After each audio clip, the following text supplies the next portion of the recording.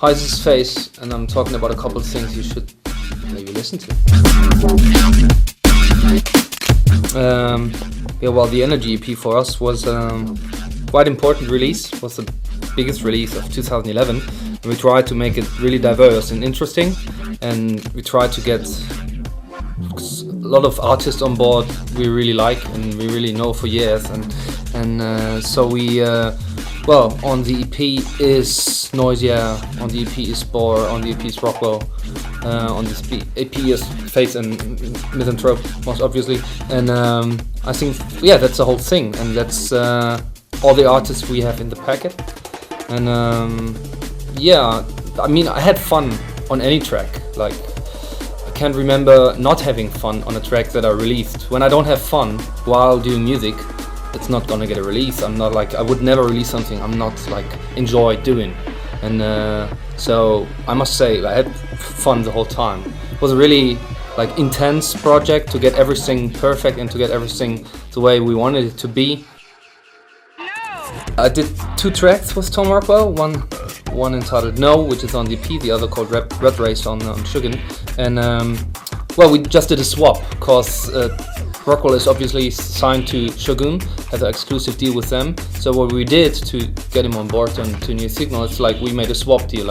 I made a collaboration which was for Neosignal, and we made one for Shogun. So that's how it came.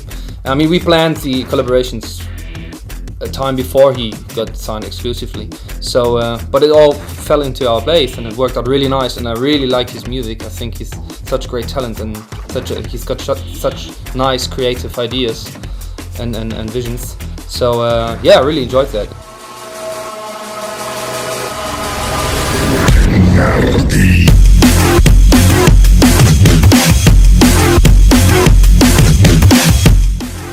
The visual side in Neosignal, it's pretty much where our focus is right now, because we've been doing the audio side for quite a while, and and I think nowadays you need to combine both visuals with audio. So and Michael Misanthrop, he's a skilled video editor, so he's got mad skills in cutting movies, editing movies, and he's very, very trained when it's coming to that, to visuals and stuff.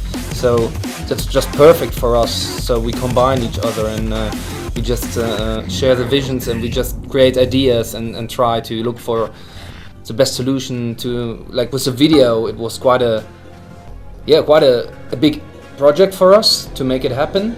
And it all kind of fell into the place in the end. It was hard to direct it, to get the story right.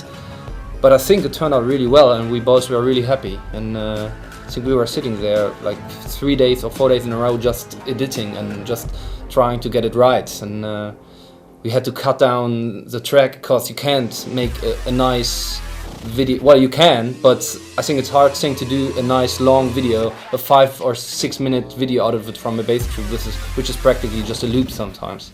So we cut the track down and tried to make it a special version and try to give it that edge to make it stand out.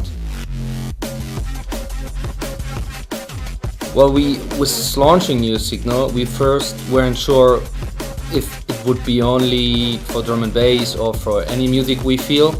So we decided to do a sub-label, which is called Neodigital, and we used that pretty much as an outlet for any genre, that we just experiment and try to work with something new. And with doing that, we weren't sure if we should press it on vinyl or if we should do a CD release. So we created Neodigital to just release it without having any cost. And we definitely gonna continue doing non-drum and bass stuff.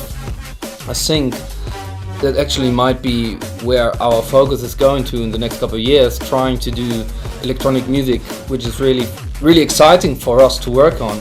Because we've been doing drum and bass for quite a while, and you can't have the same soup every day. I mean, you got to keep yourself entertained, and I think evolution, or getting creative while working, that's the most important thing. And I think that's the same with music. You want to do new stuff. You want to grow up. You want to learn new things, and so I think that's definitely gonna be a focus of Neosignal or Neodigital, that we put out more non-drum and bass stuff as well.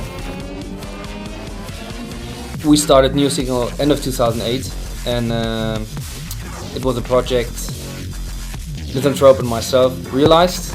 So we both we're like, we got to create our own label, we got to create our own platform, and because we wanted to be independent. Like, we were sick of running behind people and not being in the position to make a decision. Like, we wanted to really push our things, want to like walk our way with how we think it should have been done. And yeah, so we started in 2008, and it's been a long way. It's like we don't have like a huge output, but for us it's not about quantity. It's really, we try to release quality. Like, we try to make our releases right, to just give it a release when we feel it should get one. And I mean, I'm really happy with our back catalog, with things we put out. I can see an evolution and progression. Things are getting better, also in terms of how the label is managed and all this, the network behind. So yeah, I'd say that's pretty much all I can say about Neosignal.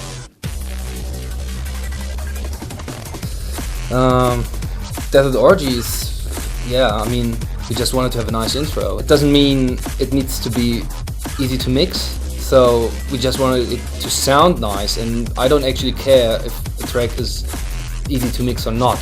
I mean, every track is mixable, and you just gotta have skills to mix it, I think. So yeah, I don't mind. I love it, how it is. Well, surely there is a dubstep and drum and bass scene in Germany. It's all the major cities have it, like Berlin, Hamburg, Munich, Frankfurt. So yeah, sure. I mean, it's been there for ages. It's an up and down. It's like you got good times, you got better times, but in generally there are people supporting it. You have great parties, you have cool people, and yeah, it's a healthy scene, I guess. The whole electronic scene is quite good in Germany.